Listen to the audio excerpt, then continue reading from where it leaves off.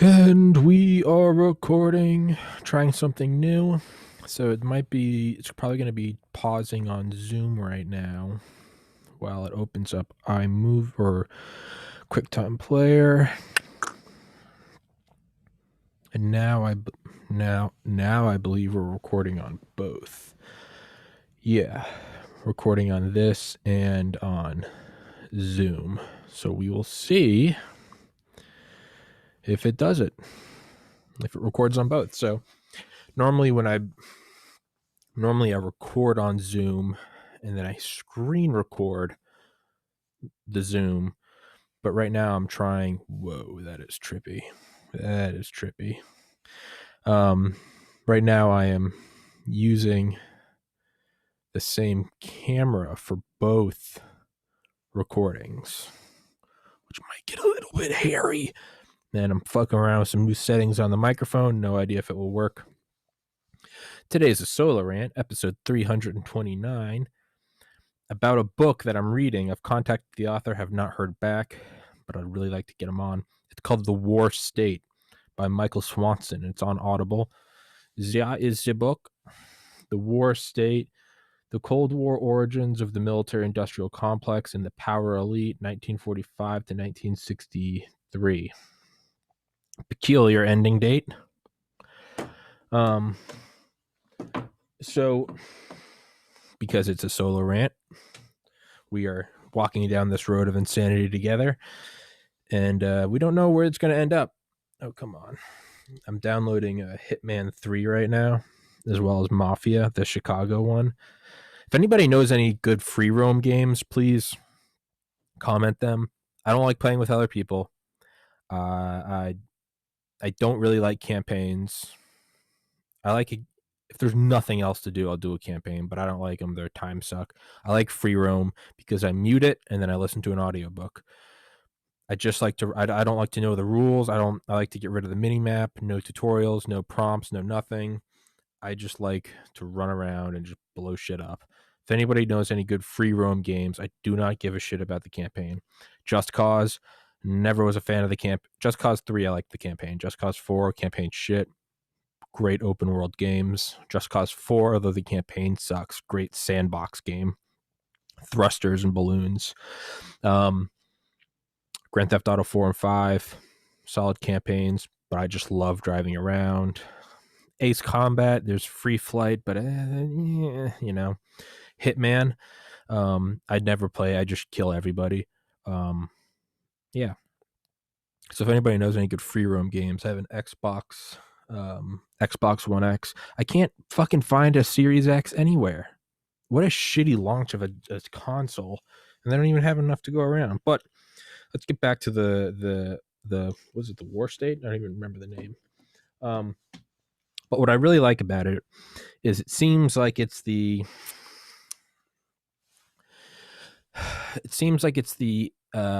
the intangible counterpart to the tangible Raven Rock by Garrett M. Graff. One of my favorite books of all time. My favorite being Metamorphosis of Prime Intellect by Roger Williams. Rumor has it, Little Bird told me that he may be turning it into an audiobook. We don't know. We simply don't know. But, okay. So, Raven Rock by Garrett M. Graff, obviously had him on the podcast. He's a solid, fucking cool dude. His book is amazing, but it's all about the relocation arc. And that is a bunch of hundreds of bunkers. It's what he supposes is it could be hundreds. We don't know for sure. Just declassified. At least tens of bunkers, and instead of a single loop, kind of like an electron. There's not, you can't follow an electron around the nucleus like you can Mars or Mercury or, but rather it's a probability. It's the same way in that there's like, sure, you got your NORAD in Cheyenne Mountain, Colorado Springs. You've got your Site R. You've got your Mount Weather, your Greenbrier, all that good stuff. What are the ones in not Jackass Flats? Pahut Mesa, I think that's one of them. Blackjack Control, Blackjack Mesa. There's some weird Tonopah.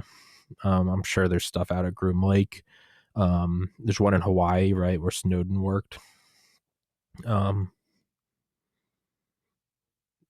That's cheesy. Snowden lived in Hawaii. Now he lives in Moscow, where he actually gets snowed in. You can unsubscribe. I understand. But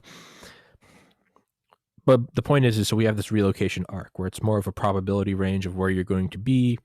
You, not you and me. The name of the book is Raven Rock. The government's plan to save itself while the rest of us die. So it's not you and me. It's them. But let's say you're El Presidente. Let's say you're President Biden, right? It's sure he has Air Force One. He has the kneecap planes, the E-4B Doomsday planes. I believe there's 4. There might be more. I know there's 2 Air Force Ones.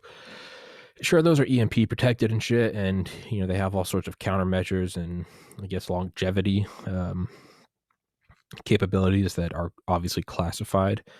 Garrett Graff says from direct witnesses that were there in Sarasota, Florida on 9/11/01 that had RADO or JADO capabilities, jet assisted takeoff or rocket assisted takeoff.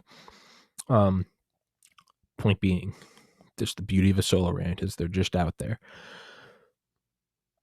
The whole thing is there's this literal deep state, right? There's this whole network of hardened, buttoned up complexes.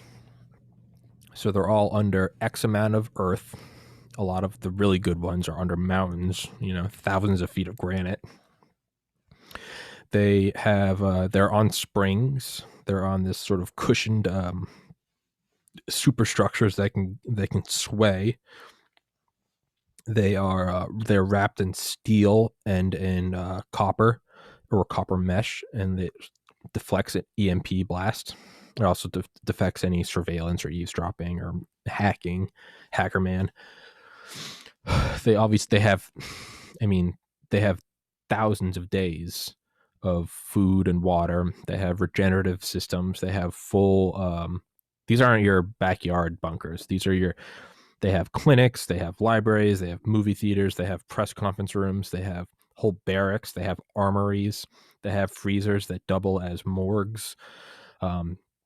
They can be what's called buttoned up, where everything gets sealed and they cycle their own air, no radiation. A lot of them have double blast doors at 90-degree angles. So like NORAD has blast doors, and then it's like halfway down it's like a loop driveway, and in the center there's like a second blast door. So no matter what, the shockwave can only hit it after being broken up perpendicularly.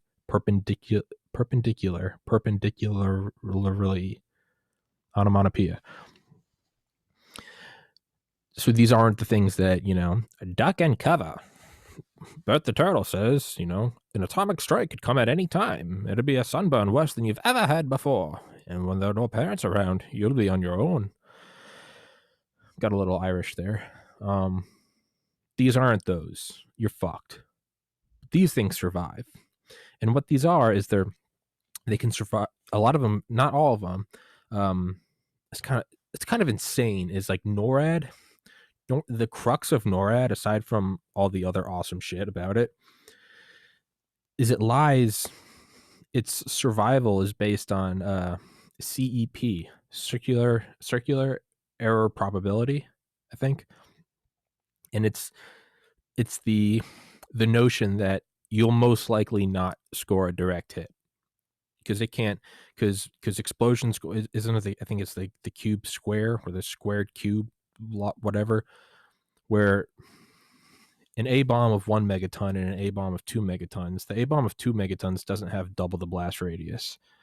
I'm terrible at math, but it goes out. It's the explosive power, right? It goes out. I think it decreases exponentially.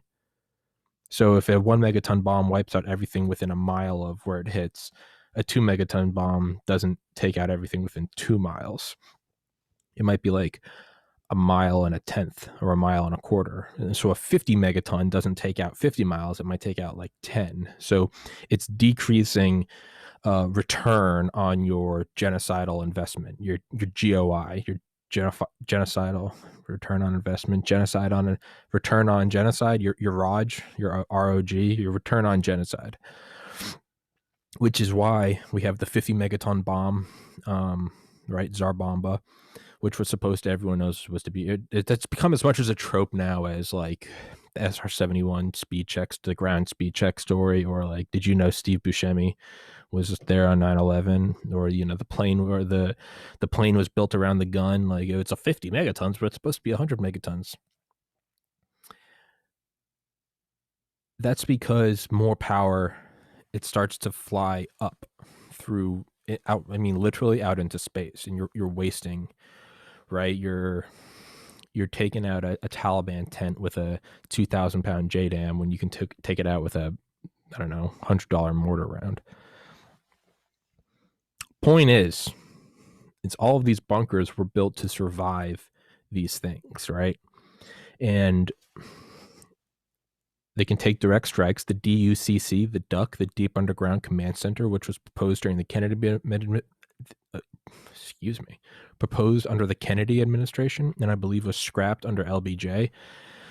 It was supposed to be something like 3,500 feet directly below the Pentagon. There would have been high-speed elevators connecting it down. There would have also been a high-speed elevator going straight down from the White House down to the same depth, and then there'd be a tunnel going under the Potomac.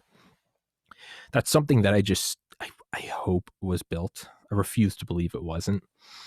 But it was supposed to be massive, and it could survive. And I swear to God, and I remember reading this in Garrett Graff's Raven Rock. I think it was like summer 2019.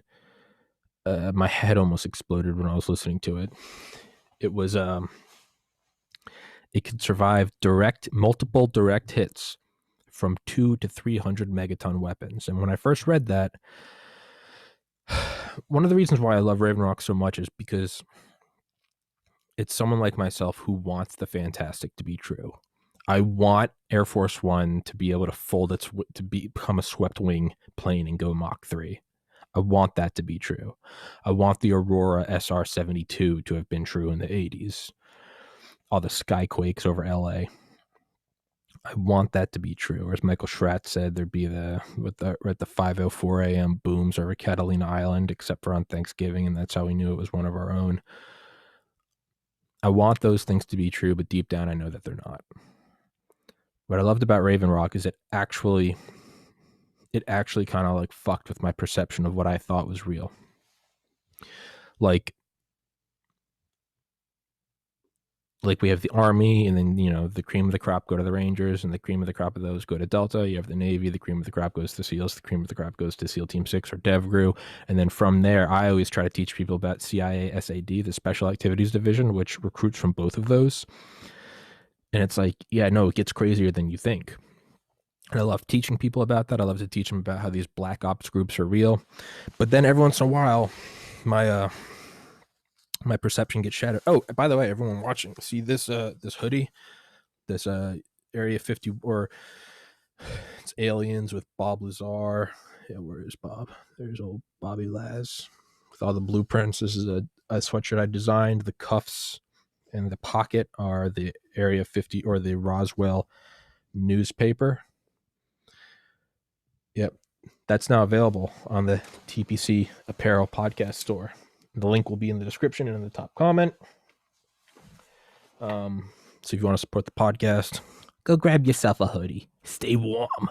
Stay warm. As we move towards the warmer months, I'll start making appropriate clothing for those. CIA Special Activities Division, when I talked to Dale Comstock, who was in that unit, as was Joseph Tedai, neither of whom can legally acknowledge that they were. They actually can't. That's why they call it OGA. Dale calls it OGA. Tedai calls it the unit that I was in. Not to be confused with Delta, which is capital U, the unit. He just says this is the unit I was in. They were both in it. That's the tippy top. It is the actual inspiration for Ian Fleming's James Bond. It is also who Alex Mason and Woods were in Black Ops 1 and 2. And I guess Black Ops Cold War as well, at Special Activities Division. So it's getting a little more mainstream, which I love. I love that people are learning about it. But then I learned talking to Dale. Dale's writing a book. I remember asking Dale, I was like, Dale, is there anything above CIA Special Activities Division? I was like, what? I was like, come on. What's the hyper black? What is the invisible? Maybe you call it white ops, right? And he said that mercenary work. And I remember when he said that, I was like, that I don't know, it kind of sounds like a nothing burger, like mercenary work, like I kind of think about mercenaries like Blackwater, like you go buy some, and they cover your oil rig off the coast of wherever, Namibia. I don't even know if Namibia has a coast. Not important. Not important for me. Not important for this podcast. Important for them. And he said, no, this isn't that. He kind of scoffed at that. Dale's a hard ass because the last episode Dale was on, Dale was talking about the Navy SEALs and BUDS training. And I always look at that like that's going to be the hardest shit ever. And Dale's like, yeah, they're laying there doing scissor kicks, lying in the sand, sprinkled in sand like a bunch of sugar cookies. It's like, fuck. Dale shits on them. But Dale said the CIA Special Activities Division was a step above Delta. He was like, Delta's cool and all, but CIA SAD is like, you really want to prove yourself because you're not there with a team. You're there solo. Or sorry, you are there with a team, but you don't have you can't call in air support. It's plausible deniability. They say, we don't know who you are if you get caught. There's no, right? Because Delta goes in to get, who the fuck was the guy? Who was the warlord in Somalia, Mogadishu? Aidid. Yeah, I think Aidid, right? They still had the Rangers covering the 4 blocks around them.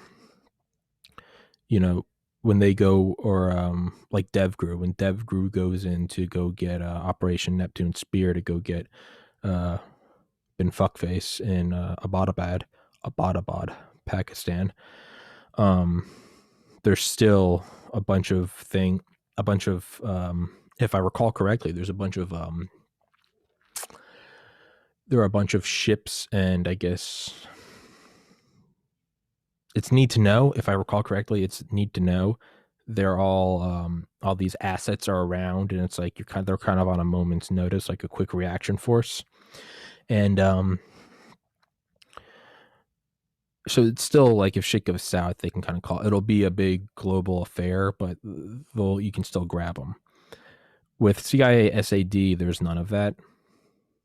You're downrange with no one except each other in your unit, as Ted Ios describes it. You can tell because they're in a Tiger Stripe BDUs with H&K 416s. Money's not a problem. So I try to teach people about that just because I think it's badass. Dale told me mercenary work. He said nothing comes close to it. And Dale and I talk off camera, and there's certain things that and it's not even like he's breaking because he's not going to break OPSEC for my dumbass, but just stuff that maybe he doesn't say on the podcast because it's going to be in a book or it's going to be in a movie. That being said, is even off camera, he doesn't tell me a whole lot about mercenary work, which really tickles my grundle. He sorry for that imagery, but he said nothing compares to it. He said you are one man.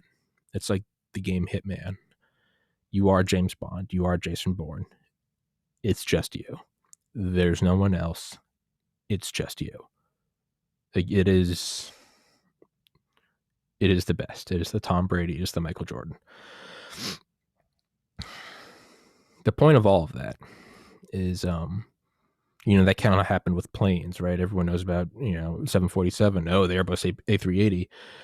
And then there's like the CIA SAD is like the Antonov 225. Not a lot of people know about it. And it's like, oh, there's a big boy out there. The mercenary work of planes is the Lockheed Martin CL 1201, which someone finally made an animated video about. The YouTube channel Found and Explained. This thing had 4 times the wingspan of a 747. Raven Rock did that with bunkers. You know, everyone, sure, there's a bunker under the White House and there's, you know, all that stuff, but then it's like NORAD, it's like the big boy. What Raven Rock did for me was it taught me about the DUC, the DUCC, capable of withstanding 200 to 300 megaton direct hits, or a 100 megaton bunker buster, which is insane. What the fuck was this episode about? Oh yeah, War State.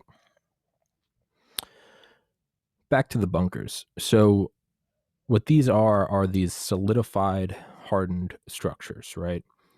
Where it's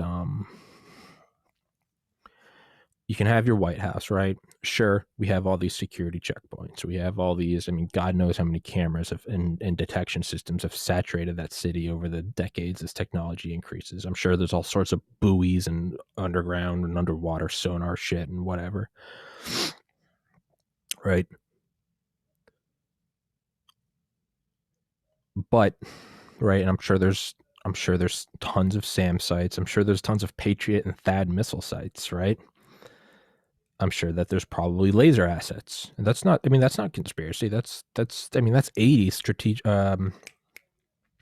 strategic defense initiative. General what is his name? General Abramson. Right? Laser weapons, directed energy weapons, you know, so they have their kinetic the garages, which is basically these like SAM sites in space with these air-to-air missiles, but because there's no vertical or horizontal friction relative, that they can go up to like super hypersonics in space, blah blah blah. I've done an episode on that. That's a great thing. That's a great rabbit hole to go down if you enjoy that stuff. Strategic Defense Initiative. Try to look up the interviews with Lieutenant General Abramson, James Abramson. But they talk about directed energy weapons, as well as laser-based weapons. I believe the Soviets tried to put up a carbon dioxide-based laser weapon, like liquid carbon dioxide, which is pretty cool. I think it fucked up, though. I don't think it made it to orbit. But they talk about that stuff in the 80s, right? We know that there was the YAL. I think it was the 2000, the YAL, the big chemical airborne laser that we put on a 740. I was part of it. I was the pilot. I was only 11, but I was the pilot. Right? The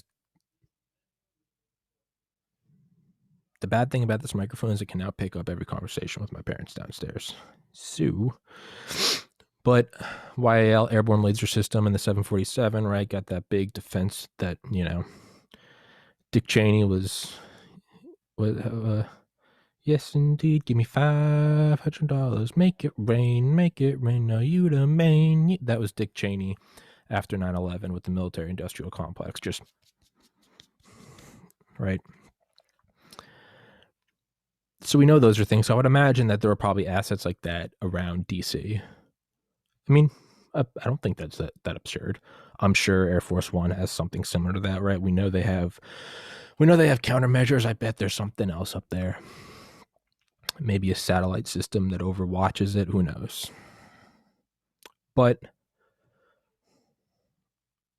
these are all predicated upon the notion of the 50s and 60s of an intercontinental ballistic missile. Sure, we could have your SLBMs, your submarine launched ballistic missiles, which I think the number was, I think it was John von Neumann. It was one of them in DARPA said that there was 1,600 seconds, basically. That's how close Soviet subs could get. That their missiles would take 1,600 seconds, which is kind of ironic, right? 1,600 seconds to hit 1,600 Pennsylvania Drive. But even that, let's say laser-based systems, kinetic-based systems, let's say we did Strategic Defense Initiative just on a DC scale, right? Impenetrable domes, Sprint ABM, Nike Zeus, all those missiles and shit. Even those are predicated upon a warhead being launched. A vessel, whether it be a silo, a bomber, or a submarine, launching this mode of transport, liquid fuel, solid rocket fuel, whatever, with a warhead at the end, and then the warhead breaks off and that goes onto its trajectory. Sure, we can get into like, now we're looking more so at like hypersonics, missiles, glide vehicles, all that shit. Falcon, HTV, Wave Rider, the Wave Rider. Yeah. These are all predicated upon that basic thing though, right? Platform, source of fuel, warhead, right? They're all based upon that and defending against that. And if I can point out flaws in this, then I can only imagine that Pentagon war planners, strategists, analysts, all that shit have done it as well. Sorry, I got to keep the Xbox from going to sleep because I'm downloading my games. Come on. Okay, it's still alive. If I can understand and hypothesize these problems, then so can they. And like him or not, Stephen Greer, the unacknowledged UFO, one of my favorite UFO authors, up there with Larry Holcomb, and Leslie Kean. But he, in one of his lectures, he gave a kind of said something that is true. He said, if it's above ground, it's not truly important. It's fungible, it's replaceable. True importance is below ground. And I would circle back around to Raven Rock by Garrett Graff, that maybe this episode isn't about the war state. Who gives a fuck?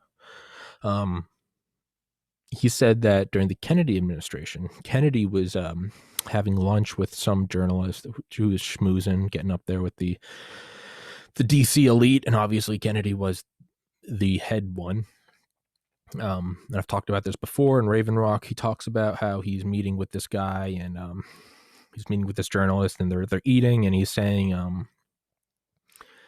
how, you know, shit's really kind of kicking up in Berlin, Germany, obviously, and the journalist goes, I mean, like, I kind of get what they mean, and Kennedy's like, huh?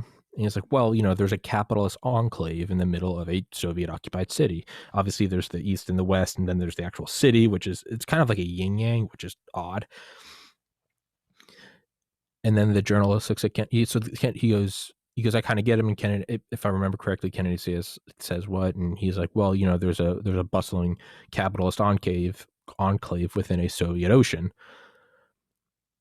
And so, you know, I get their concern, and then says something along the lines of, well, think about, you know, our concern here in DC. There is a bustling Soviet enclave or communist enclave just down the road, the Soviet embassy. So think of the sort of, you know, concern you have about that. Height of the Cold War, we have this bustling communist enclave. Well, you know, that's how they see it, right? But it's even more so because it's not that we have a U.S. Embassy, obviously, but then imagine if there's a whole U.S. held half of a city, right? So he's like, it's, you know, it's basically saying, like, I kind of see, like, you know, where they're coming from. And Kennedy, apparently, in Garrett Graff's words, pauses, spoon halfway between soup and mouth, and says, you know, they have an A-bomb, or he says they have an A-bomb in the Soviet embassy, talking about in DC.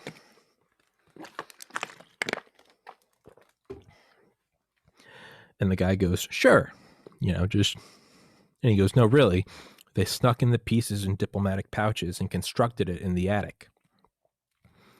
And the guy goes, I think he says again, he goes, sure, why not? Kind of, fuck it, let's, you know, sure, let's, whatever, we're eating, drinking, let's war game this. And he goes, no, there's an atomic bomb up there. Something along the lines of, they have first strike capabilities. There will be no warning. It'll be instantaneous, and they can take out the Pentagon, the Capitol, and the White House. And the guy says, like, haha, to which Kennedy says, that's what I'm told. Do you know something I don't? Supposedly, somehow or another, we did try to search for it, and at least in what's been declassified, we never found it, whether or not it ever existed, whatever. But that's something I've often thought about. I thought about in 2016. I wrote this kind of sci-fi story about if you truly wanted control, what you would do is you wouldn't do this first strike bullshit of ICBMs, hypersonic missiles, whatever. You would do what the British did. Not hypothesized, but what the British did. I don't know if they actually made them, but it's in oh,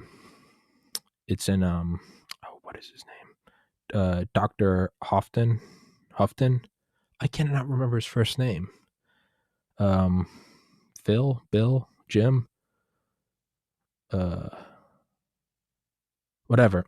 He wrote the book Nuking the Moon. He was the curator at the National Spy Museum.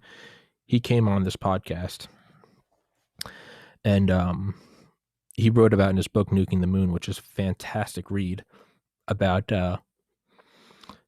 these nuclear landmines that I believe the British. I believe it was the British. It might have been us with them, but the idea was to make these nuclear landmines, and because the areas that they would have been buried in could have been subject to permafrost or at least temporary frost, I guess normal frost, they had to stay warm. And then, but there's all these, can we have a running generator down there? I mean, these things weren't just landmines. They had like rooms. Like these were like tiny little bunkers almost. And what they did was they actually filled it with like chicken feed. They had like water, and they would put chickens down there, and the chicken's body heat would keep it just where it needed to be. And they would just sit around in the dark down there. These things were insulated, so their heat would, maintain it at whatever it needed to be maintained. And it's not necessarily that it's hot, it's just that it's not like a thermal clusterfuck, right? So these things would be down there eating, shitting out, or, giving birth and dying in this weird little menial existence. What if that's all humanity is we're just this weird occupier, right? We're just this weird thing that some alien force dumped on Earth, and they're like, yeah, can you guys just keep it warm? Fuck, what if that's what it is? What if that's what global warming is? Can you guys just keep it warm? And we're like, what's the meaning of life? Is there Christ? Is there Buddha? Is there... And it's like, nah, y'all are just keeping this rock warm. And you'll have done your job when you're vaporized. Jesus Christ. But the purpose was that these would have been there, and we would have put them all across, kind of like a Maginot line, if you will, to stop an invading Soviet force. And then not only that, the idea, and I don't believe this is in what is his name? Dr. Houghton, Alex, Alan, Rick. This is gonna kill me if I don't look it up. But the idea was, and you see it in Dr. Houghton, come on. Spy Museum. Dr. Vince Houghton. Houghton.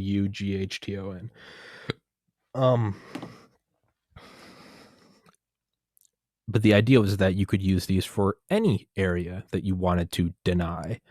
Not in the same sense of denial, at least I don't believe in the sense of a cobalt salted bomb, where it's like true denial of territory. Because obviously, you're not denied territory in Hiroshima and Nagasaki, right? Because it's been 75 years, and those places are just fine. So it's not the whole you won't be able to be there for 500,000 years, right? Like at Chernobyl.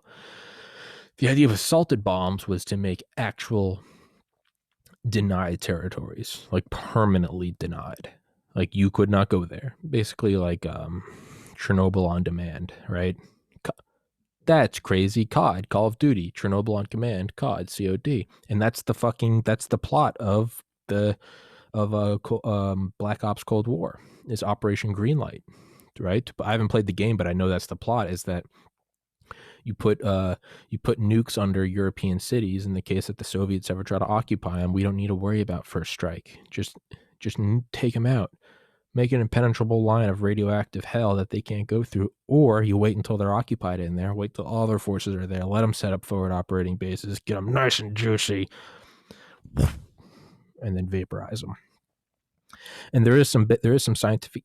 I don't think we're going to get to the book War State, which, whatever. It's a solo rant. Buckle the fuck up. There is some historical accuracy in Operation Greenlight, in that the name Greenlight, there are these things called Greenlight teams. American war hero who's still alive, and I would really like to get him on here, Billy Waugh, Waugh, who is the, I would say, main character, although the book isn't really like that. It's a nonfiction book, Surprise, Kill, Vanish by Annie Jacobson, author of The Pentagon's Brain, DARPA, author of Phenomena, author of Operation Paperclip, author of Surprise, Kill, Vanish, and author of Area 51. I love her. But she talked to Billy Waugh, who's, I believe, in his 90s now. Billy Waugh remembers Pearl Harbor. He fought in Korea, and he fought in Operation Iraqi Freedom, and everything in between. He hunted the jackal. He said he got within like arm's reach of Bin Laden in the early 2000s. This guy is right now. Dale Comstock is Billy Waugh. Give Dale another 30 years, and he will be the new Billy Waugh. Just, the veteran soldier where it's like, knock at the door and he's in his cabin in the woods, and, it's the president. And it's like, we need you, Bill. And he's like, I got out of this shit. And he's like, there comes a time where we just need you, Bill. You're the only one who can, And the trope would, I'm just making this all up, and you'd be like, can't you go get Bob or Kevin? And he's like, they're both dead. Damn it, Bill. Fuck. Swore over my daughter's life I wouldn't get back into this shit. We need you. And then then it would play like the like, fuck, right? Maybe some John Wick. He breaks up the floor and pulls out the gun. Anyway, yeah, just have all those tropes, right? Yeah. Anyway, Operation Greenlight, which Billy Waugh is part of, the Greenlight teams, and that's where these guys would jump out of the backs of planes, or they get on little dinghies. But it's even crazier that they actually used to jump off of planes. Strapped to their chest would be these like 1 kiloton, maybe 2 kiloton nuclear warheads. When they got really good at Sandia, Oak Ridge, where they really kind of shrunk them down, right? They get that technology where it's not just a smaller computer. Computers just take the size of the room, but rather they get them the size of microchips. Hell, we did it with A-bombs too, because why not, baby? So we get these things to the size of kind of like big, the big brothers of like claymores, right? I think they'd weigh like 100-something pounds. They kind of made it just, it's like wearing a backpack backwards, kind of. Not that I forget from all my time jumping out of planes with A-bomb strapped to my chest. But they would take these in there, and that they would go set these things up, and they would do tests with them. We had all these islands out in the South Pacific. I'm sure we still do. But we would go do runs where these Greenlight teams, which are highly classified, they would go in and insert a bomb. So it wouldn't be we're detecting a massive boob bolt out of the blue, nuclear attack, a bunch of ICBMs coming over the poles. Not Polish people, but rather the north and southernmost pieces of the globe. Right, we have Curtis LeMay would send these, all these B whatever they were, what was the Hustler, the B-47, I think, would send these sprinting right to the lines of the Soviet Union, turn around, not that, or all these subs, blah, blah, blah, big military buildup. But the idea was that we would place these in there. So we have the British putting their underground nuclear landmines, and then we also have the Greenlight teams. Combine the two, and I think that's where I believe that's where you get Call of Duty Cold War, or Black Ops Cold War, is Greenlight teams, where you put all the bombs under. So it's you've won before the game starts, right? It's like going up to someone on a street and being like, "Would you like to agree to a duel?" And they're like, what are they? And they're like, I'll give you $1 million if you win. You get talking to them, and they're finally like, "Yeah, I'll do a duel." And it's like, well, before we even started talking, I had a beat on you. Sorry, so it's you win before you start. So I kind of gotta pee. So can you guys hang in there? Oh shit! Doesn't matter if you can or not, because you don't have a choice. I'm going to the bathroom. What? 39.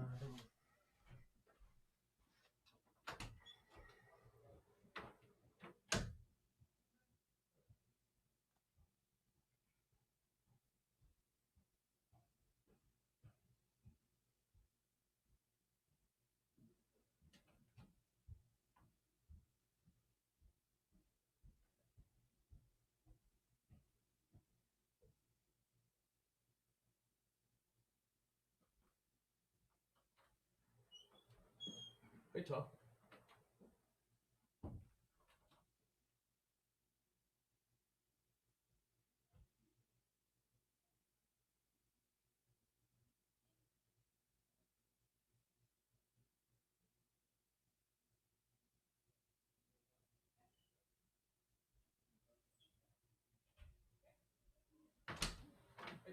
Hey. Okie dokie. Sorry about that.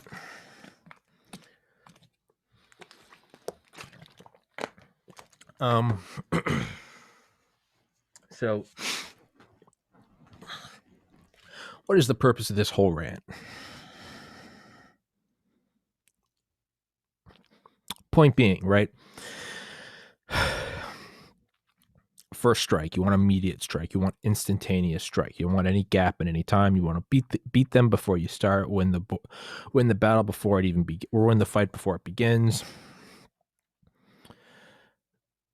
So with above ground structures, that's what I think the concern has to come to. So I've always wondered, why do we even have a Pentagon? Why do we even have a White House? Why aren't these all in NORADs? Like, why not just, because NORAD, it's like the idea that Area 51 probably doesn't have top secret shit there anymore, because not only has there been the Soviet satellite eyes and then later the Chinese eyes on them, but now the public's eyes have been on them ever since Bob Lazar, shout out Bob, came out in 89. There's the idea that we keep that as sort of a false trail, a false scent, a faux scent, and we've moved everything to some other base somewhere. Who knows? Maybe it's in Thule, Greenland. Maybe it's in Antarctica. Maybe it's in fucking Montana. Who knows? Okay. The whole idea with NORAD was a little odd because NORAD was never classified. I mean, you can't get in there, but I mean, from the get-go, it was like announced that we were building it. Like, you go out there and you could only get so close because it's a military installation, but it's the thing was never a secret. Like, we are building this impenetrable doomsday bunker under a granite mountain. It's almost like that's how certain they were that this thing is just like, you can't even fuck with it. Is like, I mean, right? Because if I can create a force field around my house, I'll just be like, this is my command center. Like, good luck. I really need to lose weight. I can see my double, triple chin. Yeah, I got a double. Yeah, I got the triple chin going now. That's impressive.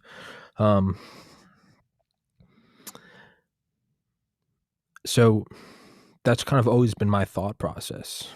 Is like a normal kid, this is what I thought about. Is how come I remember reading years ago from some Secret Service or maybe former Secret Service guy or whatever. He was saying the president wishes that, on one bubble, the president wishes that they could be going out and kissing babies every day, and not some weird pedophile sense, but rather the public relations sense. The Secret Service wishes that every day they were in a bunker a mile underground. What we get is this shitty Venn diagram in the center, right? So one thing I guess I was like, why would you not even just have all of these in a bunker? And then, okay, maybe it's optics. Maybe you want to have the White House be like, this is where democracy lives. Okay, sure. Right. You got to have that image of the Pentagon with the flag in front of it. Sure, I get it. You got to have that. Maybe you can't be clearing thousands of people every day to come into, but I don't know. We do that with NORAD though. So that's what I've always wondered is how come we even have these above ground structures? We're sure you can make them bulletproof. You could put Kevlar on the walls. You could put reinforced concrete. You could put bomb-proof concrete, right? I mean, if we can have bunker busters, why can't we build something that protects against bunker busters? To which the only logical conclusion I can come to is that these aren't the heads of where power lies, but these are rather masks. It'd be like,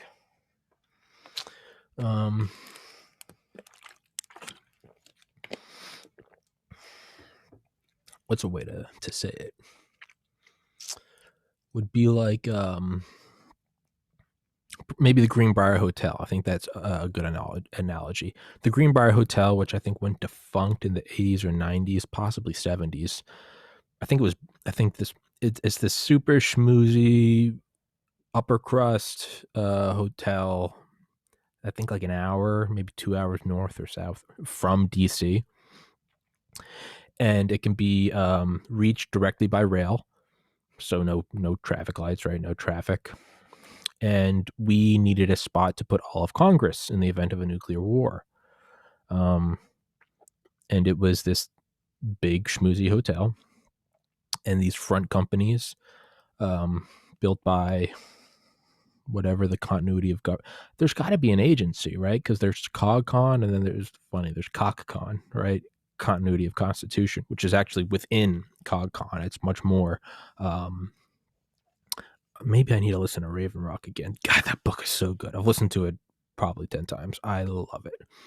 But there's something even more secretive than CogCon. There's COCCON, and there's one more in between. But the centermost one is the continuation of the Constitution, the continuation of a democratic republic. It's the core of everything. It is to survive no matter what, right? It's like the gold record we put on Voyager 2.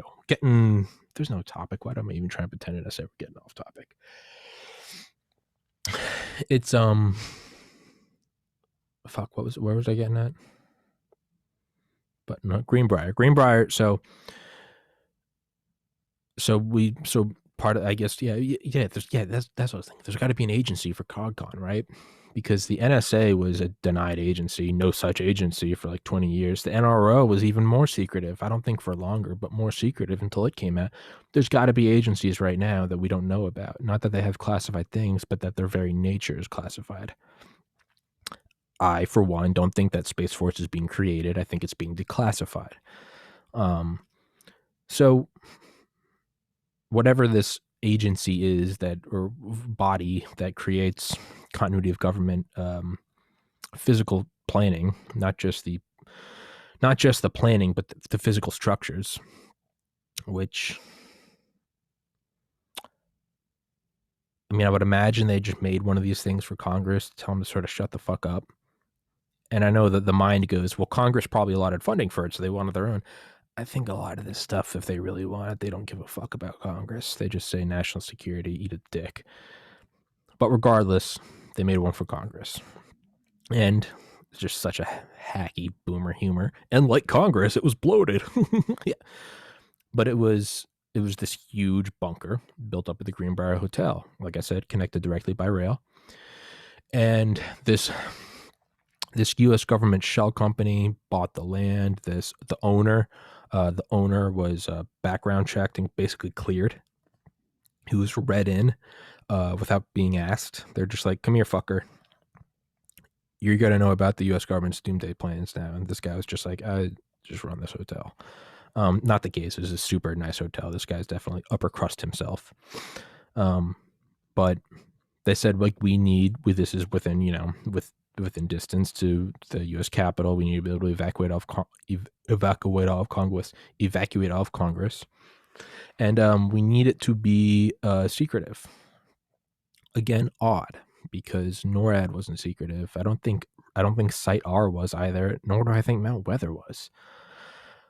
But for whatever reason, this thing was secretive. And what we did was, if you can't tell, I kind of make a lot of these. I do that when I'm thinking. This is how I teach myself, is I just talk out loud. I just happen to be recording this, and it's a podcast, but this is how my mind works. I just make noise.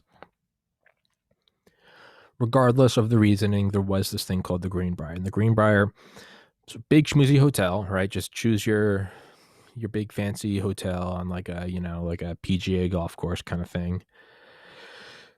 And because it was already there, and they're always expanding these things, kind of like Area 51, kind of always adding more shit, maybe Dubai-ish, kind of those vibes. Speaking of which, there's supposed to be a level in Hitman 3 about Dubai. Really looking forward to that. So the Greenbrier Hotel, always constructing things, right? And so we needed a place to build while kind of being hidden under a mask of other construction. Like, when they're putting in a bunker under the White House, it might be during a renovation in which they're also putting up some more publicly acknowledged things, maybe a new newsroom, maybe a new war room or whatever. This, but not the Situation Room. That's Wolf Blitzer. What's the maybe it is in the White House, right? But it'd be like if you wanted to build a bunker in Atlanta and you found out they were getting rid of the Georgia Dome and building the Mercedes-Benz Stadium. You would maybe go read in the CEO and be like, "You guys are also going to construct a bunker." And all anyone else needs to know is that this is construction, right? Get that real sneaky. So that's what they did with the Greenbrier. And the purpose, I know I've been on this for like 10 minutes and I'm clearly talking in circles. This happens too. So they built this whole thing and they also built other shit. There was a new like conference room. Think of like the World Convention Center. I think that's it. The World or the Conference Center in Atlanta, that huge building. They built this whole new thing. Maybe they put in a couple. I think they went from like 9 to 18 holes. That's what she said, but that's not what she said. That would be a terrible, terrible medical emergency. But so they built all this shit. And if you looked closely, if you're paying attention,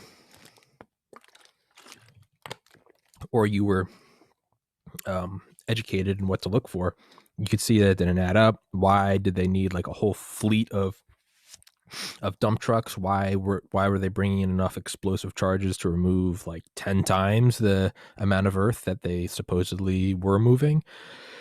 You know, they had the, you know, why build a conference room that, you know, could seat 100 people, but why did it have like 4 sets of bathrooms, each one with like 50 stalls? Right? It'd be like building McDonald's that had like a 30 bed medical center and like 100,000 gallons of like drinkable water. It just wouldn't really add up, right? We see this a lot. We see this with the backbone of the survival telecommunications. That's not the name of it, but there's I think it was AT&T built the whole survival network of they literally had their own like doomsday backbone, and it didn't just use the normal civilian peon lines, but they actually had their own network of, imagine like, you know, the commercials, AT&T, this is your coverage, Verizon, here's your coverage. They actually built this whole physical infrastructure for this this government communications I guess network, and it had 5 tiers. It was like normal, emergency, immediate, flash, and then flash 1 or something. And there's yet all these different priorities. One could override, others had to wait, blah blah blah. And these things, not only did they have their own network, but they actually, a lot of them, they would, you know, they'd have the tower somewhere, and then next to the tower they'd have what looked like the top of a nuclear silo and a nuclear missile silo. And that was for when like a thermonuclear bomb would, you know, predictably vaporize it and everything around it, which first of all was kept secret. No one knew about this backbone except for AT&T. That's why the Pentagon actually stepped in, and I want to say the 70s, to break or halt a State Department movement to use an antitrust law against them. The Pentagon stepped in and was like, "Yeah, that's national security." Get a little hairy, but so not only did the people not actually know about these, but sorry, so if one would vaporize, then that thing would open up and a new tower would actually come up again, like a lizard growing a tail or something. And I don't know how many backups they had of that, but maybe 1. I don't know. I would love to believe they had 10, because I can't take anything at face value. I have to have it be more fantastic than it really is. But even the crews there were classified. No one. So even if you did get up there, it would just look like a normal AT&T tower. But even that wasn't enough. These things were classified. The government actually hired water trucks, or as like sewer trucks, to actually go up and down these like logging trails up in the mountains to make it look like it was just a normal fucking thing for anyone watching. Because this is what, right? If you're Soviet infiltrators or saboteurs, this is what you're looking for. You got to hit them in the weak spot. Don't try to take on NORAD. Try to take out the communication systems. And but these things would have these like they'd have like a little like security kind of kiosk, if you will, where there'd just be like 2 guys there But then they would have these parking garages with like 500 slots. And this is all up on a hill in the middle of bumblefuck Appalachia. And it would be like, why is this seemingly like hot dog vendor sized building in the middle of nowhere next to a parking garage that looks more fit for a football game? And that's because it was all underground. So for the Greenbrier, it's, if you were looking closely, you could kind of see those discrepancies where it would be like, you're adding this new conference room. Why do you have 400 toilets? You're digging up this foundation. Why are you removing like enough earth to build a strip mine? Like, what is all of this? Why are you getting the Mosler Save Company to build these industrial doors to put in front of seemingly a hillside? And that was because they were building this big ass bunker there, but it was hidden. And it's also, so the more important thing I want to get at is it's not just the whole height of the construction, blah, blah, blah. The purpose is you have what just looks like a normal building. Greenbrier, probably just some fancy schmanz building with some like ornate trimmings, right? A bomb goes off, that thing is just vaporized, right? Those old A-bomb films where like right at the immediate thermal pulse, you have all the paint vaporized, and then you have that, the overpressure kind of just blow it all away like a leaf blower up against a card tower. But imagine if you have a card castle, right? Thermal pulse blows off all the ink, and then comes the punch. Now imagine if you take that leaf blower, right, and you take it to a house of cards, right, and you blow it all away, and then imagine at the center of it is, a metal box. You'd be like, I wasn't expecting that. Or maybe it wouldn't even be. Maybe you have the card castle, right? It's on the front lawn. You take the leaf blower to it and it blows it all away like an A-bomb would. And there might be like a little metal box, and you kind of uncover some dirt and you realize there's like a whole, metal crate buried under your lawn. It survived, and it survived masquerading as another building. And so it seems that there seems to be more defense behind that, because if you just have your like little metal building and it's the tip of an iceberg, that in itself would probably, I would imagine, draw attention to a nuclear targeting strike group or whatever the equivalent is. You're Soviets and you're looking over all your shit in your big war room, a la Dr. Strangelove, is you'd be looking for that metal box. Clearly that is important. It is a 99% buried metal box. But if you cover it and say, and not even in the faux sense of where we had like bomber factories, I think somewhere in the Midwest, and then we would draw over these big fake towns, these big, just, we'd put them over these hills. We'd like cover these factories with dirt, and then we'd put whole towns, like just like the kind of towns you'd put up, ironically enough, the kind of towns you would put up in the Nevada test site when you're testing the early A-bombs back when they were still just in the kilotons. But which is odd, because we built these before the A-bombs we were using them, because we built these during World War II to, I guess, prevent against bomber runs. If it just looks like another town, you're probably not going to expend your probably not going to blow your load on it. Not to be confused with the inflatable tanks that Patton used to throw off the Nazis when Eisenhower came through and skull fucked them on D-Day. Maybe there's some more strength in it being hidden as something else, because you're not even looking for that. Unless, of course, granted, I think it was Oppenheimer, it might have been Truman, said like hydrogen bomb. There's something evil about hydrogen bombs because they have a built-in policy of extermination as opposed to military strategy. But it seems like that, yeah, maybe that's what it is, right? It wasn't that one of the Star Wars movie where the Queen is actually one of the Queen's bodyguards? Yeah, we have it'd be like if the president was actually one of the Secret Service members, and President Biden was actually like a Secret Service guard or something, and then the actual president was one of the agents, right? It's kind of that, throw them off the trail.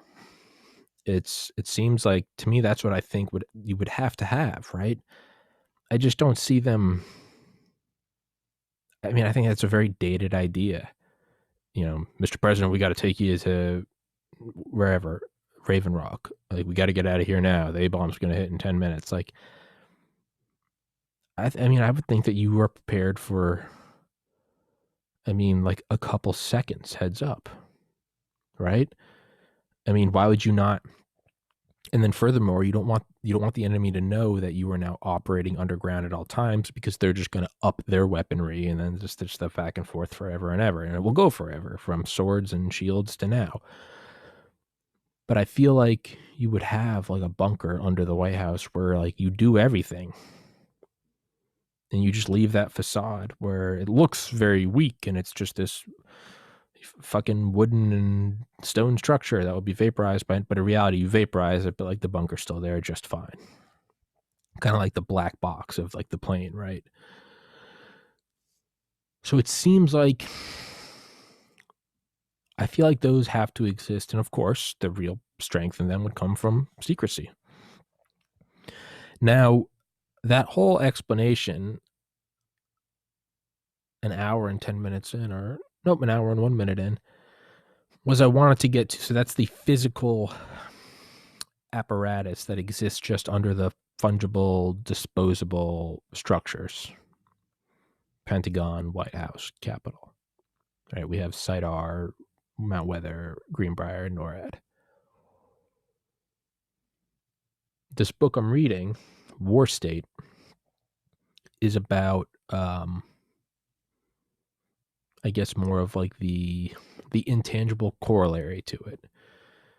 It's the power structure, not necessarily related to continuity of government or nuclear war, but rather that very notion of an existential threat to an existing power structure. And I think it's interesting that, so I'm not actually talking about the actual like personnel, the personnel parallel to the physical bunkers, the relocation arc. You have your bunkers and then you have your people that man the bunkers. That's not what I'm getting at. What I'm getting at is it's an analogous relocation arc. I mean, I would imagine that there's probably some overlap, right? Why would they not be interested in these nuclear hardened, buttoned up, radioactive, biological proof structures?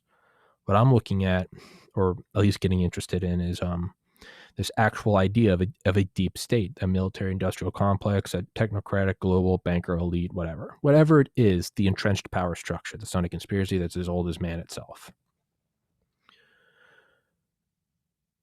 I like that idea because it makes me think of like those anthills where you see, I don't know if you've ever seen those videos, but if you haven't, you should look them up. You take liquid metal. These guys, they'll melt down aluminum or whatever, and they'll find this big anthill. It's pretty fucked up, but they'll dump the molten metal down. They'll dump gallons of it.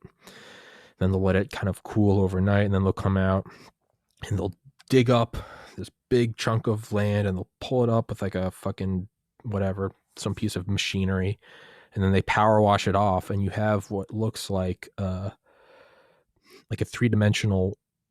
It's not what it looks like. It's what it is. It's a three-dimensional casting of the anthill. And granted, all the ants are dead, but you have this like beautiful, ornate anthill made out of just metal. And it's a very good analogy actually for what I'm talking about with these whole hardened structures. You have these things that you can blow away everything else, right?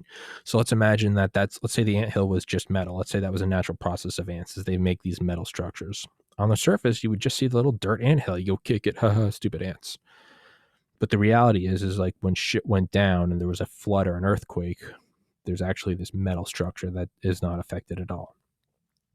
So I think that, and again, there's probably overlap with the actual physical structures just because, safety, continuity of whatever your operation is. But more importantly, metaphorically, I think that there is,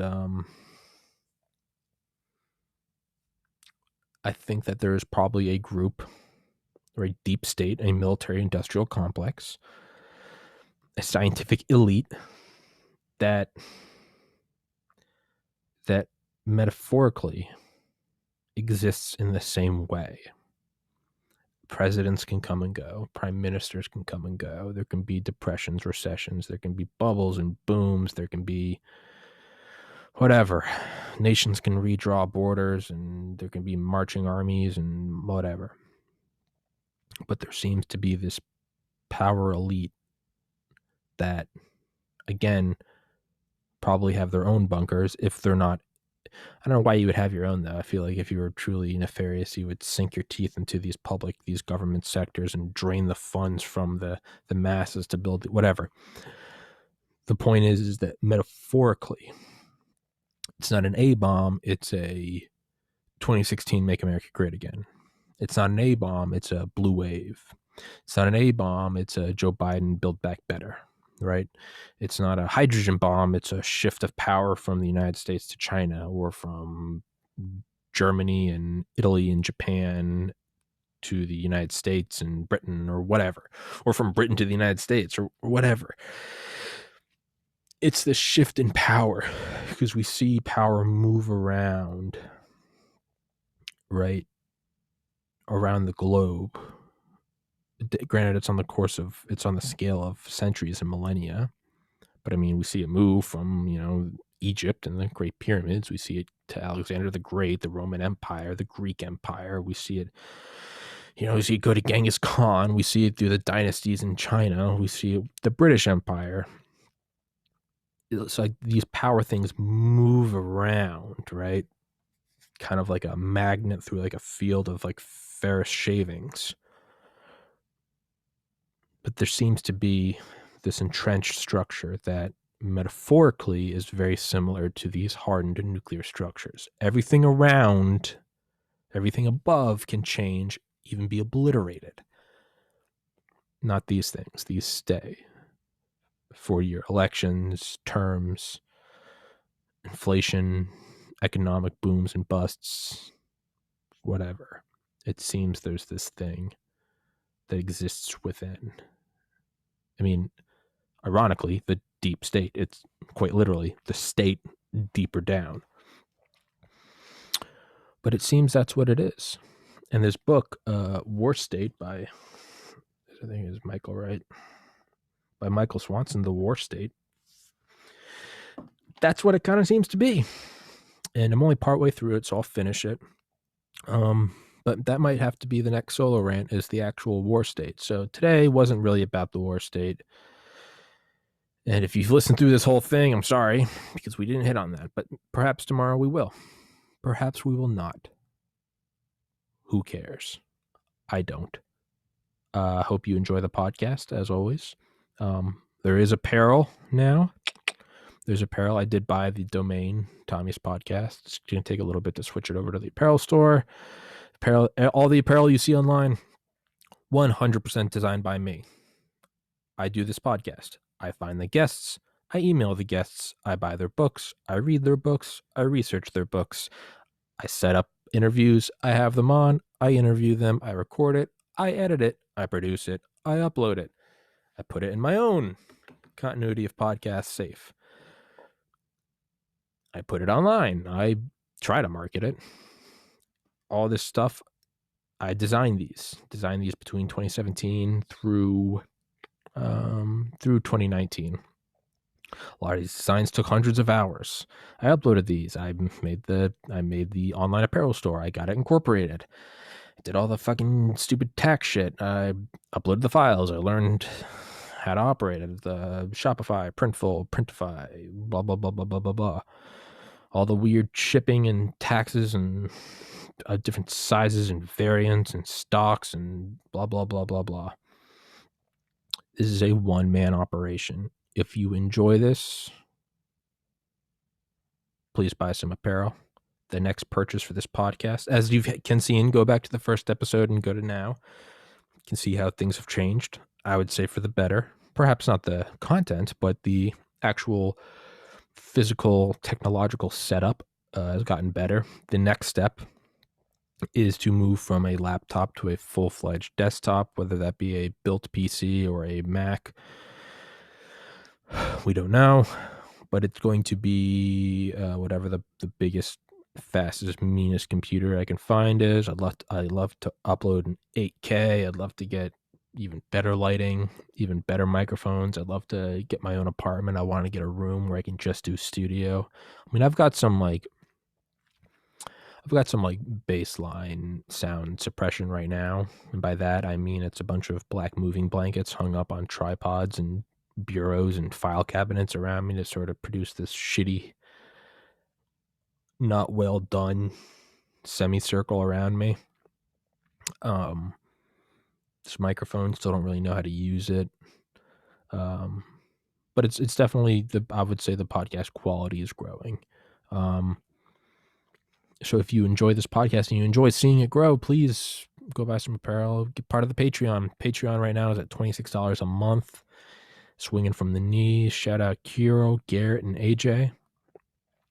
I'm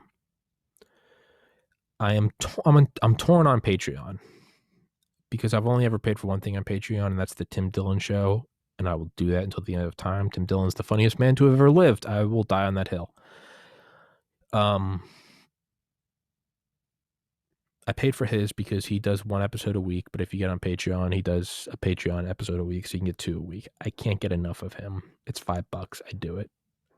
It's fine. I will always do that. He's hilarious. He can also do that because he's funny as fuck. He's funnier than any man alive. He's been on Rogan a couple times. He is the new Rogan, in my opinion.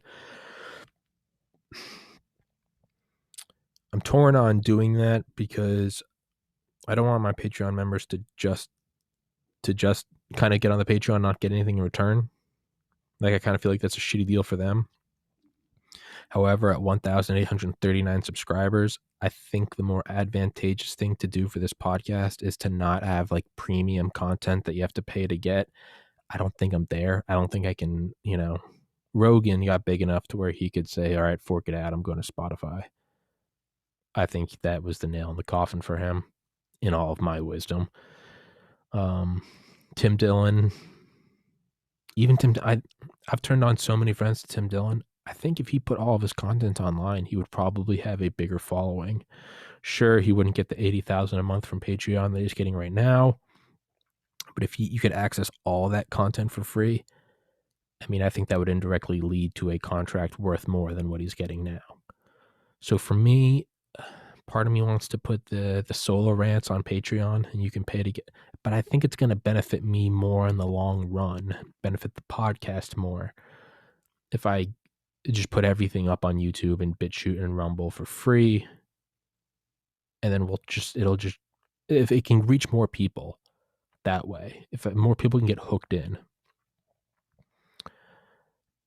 I don't know, I'm tempted to put it on Patreon and $5 a month and you can watch these solo episodes, but it's like, how many people is that really going to pull in versus how many people am I going to exclude because they didn't reach it?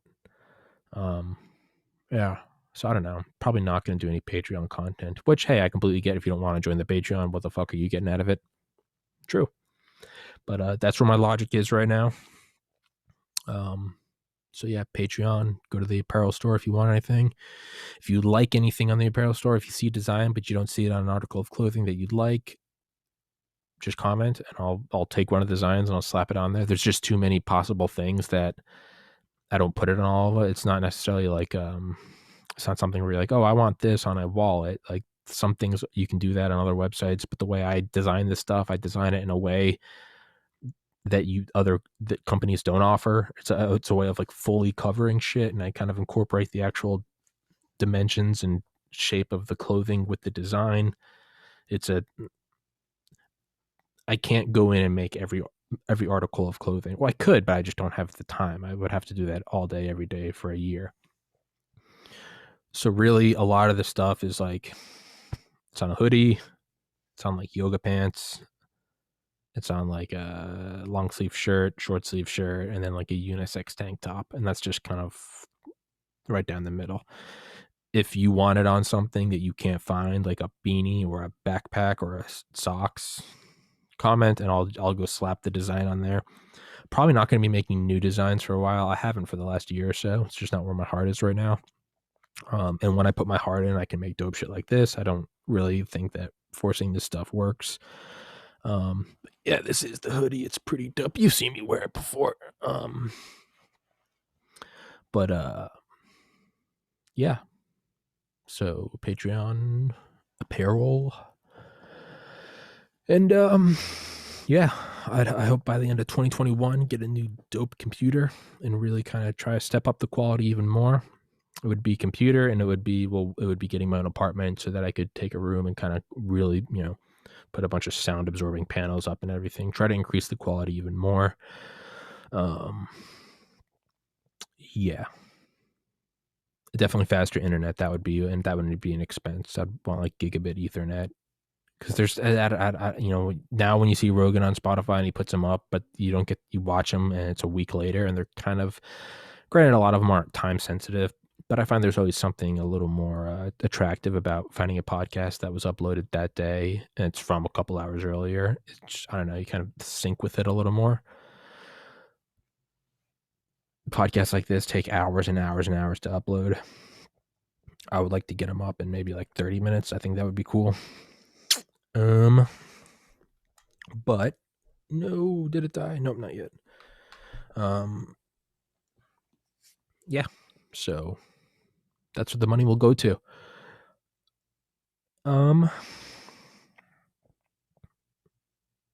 Good vibes. I think it's gonna work.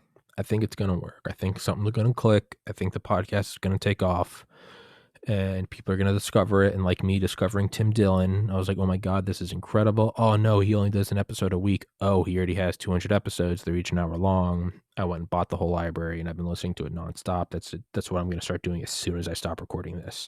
Is turn on Tim Dillon. I'm hoping that the podcast catches on, and then one day people are like, oh, what is this thing? This guy has episodes. It's 329 episodes. Wow, there's something I can listen to as I pass the time before I dissolve back into the void, something like that. So I think it's going to work. I would really like to come back and look at this episode one day and smile on Wednesday, January 27th at 2:55 p.m., 2021. We're at 1,839 subscribers and 329 episodes as of this episode. I live with my parents. I'm 30 and a half years old, and I look back at my early episodes, and I even look at where I was in life then, even just a year ago, and I can't help but like fondly smile, because I'm like, dude, it's already come so far. I keep metrics every day of all the data of this podcast, and I, on the Excel sheet, I was just scrolling through the other day, and I realized way out in the bottom, after like hundreds of blank spaces, there's a date, and it's April 25th, 10 days after the anniversary of my brother's suicide. And I was like, ooh, what would that be? That's the only reason. It's because it was a clean 10 days after. I thought, did I have some goal? And I realized that's the goal I extrapolated this past summer onto when I would get to 1,000 subscribers. So I extrapolated that in like maybe July 2020. But now I'm at 1,839, and it's in January 2021. So I was hoping to get to 1,000 by April 2021. So I can look back at it and like smile at where it's gone. And I would like to look back at this summer, this fall, this Christmas. I would like to look back at this January and be like, dude, it's just going to get so much better. So, that's not to say I'm sad for where it is. I'm very happy. This is one of the happiest I've ever been in my life. It really kind of seems like things are all coming together for the first time in a long time. Obviously everyone has their own battles, and we're all going uphill. But I've got a podcast this afternoon. I'm going on somebody else's podcast for the third time ever. The first time was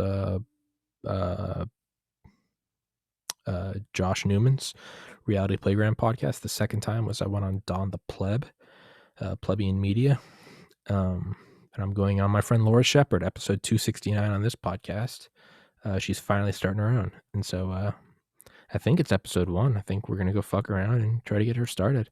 And I hope she does, because Laura is an incredibly interesting person. She's incredibly talented, smart as fuck. Did like a fucking post-grad thing at Harvard, worked for NASA for a bit, then went and became like a stand-up comedian for a little bit. Now her father just passed away a couple months ago. And I know she's kind of scrambling to make sense of it all. And she's making a podcast. So Happy to be on Laura. So that will be today. I don't know when she's gonna upload it. But you guys stay safe. Love each other. God bless America. It's the best nation on the planet. Always has been. Always will be. And yeah, we're all in this shit together. And I don't say that in some gay COVID way. I mean, like, legitimately. We're all in this thing together, so let's try to make the most of it. And I'm all out of shit, so I'm gonna. Ooh, I cannot wait to play Hitman and Mafia. That's gonna be fun. Y'all take care now, you heard? Okay. Yeah, okay. And